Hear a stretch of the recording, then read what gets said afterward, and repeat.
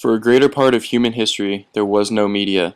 Stories were passed through word of mouth only, and eventually written works.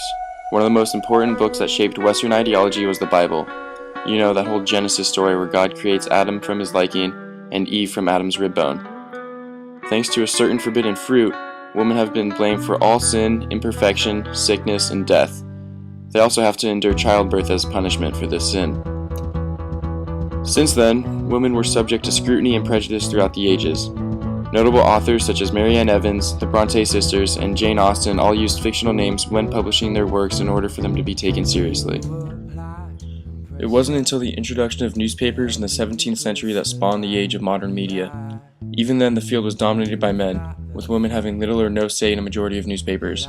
Though it was an uphill battle, some achievements in the U.S. media include Anne Royal, who in 1820 is considered the first American newspaper correspondent, and was also the first female to interview the then current president, John Quincy Adams. In 1837, Sarah Joseph Hale became the first female magazine editor of the nationally recognized Godey's Lady Book, a monthly magazine devoted to morality issues, literature, and fashion. She was also a big critic of major universities not offering advanced degrees to women. In 1840, Margaret Fuller became the first critic for a major daily newspaper at the New York Herald Tribune, and later became a foreign correspondent. 1842 saw Cornelia Walter become the first female editor of a major U.S. newspaper, the Boston Transcript. The same year saw Jane Swisshelm be the first woman to sit in the press gallery in Washington, D.C.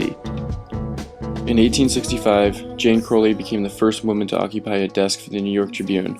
She founded the New York Women's Press Club in 1868 and advocated for health inspections for stores and restaurants, and also improved city services for the streets of New York.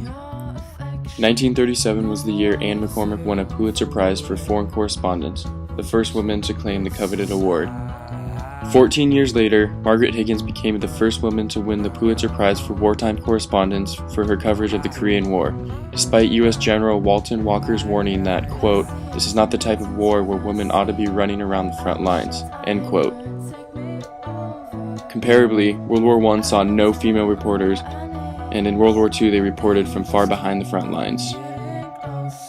Despite their achievements behind the scenes of media outlets, women were losing the war public image as they were regularly depicted as weaker, submissive, and below men on the food chain. For example, the front pages of Amelia Earhart's Atlantic voyage headlined her trip as ending short, plane force down, and even quotes President Hoover telling her she has the capacity to match the skill of a man. With the post-war generation being influenced by the modern television and network news programs, they saw and fell in love with their first woman TV star, Lucille Ball of I Love Lucy. Not only did I Love Lucy contain completely controversial comments that include beating a woman to the moon, but also reinforced gender roles of work and home life.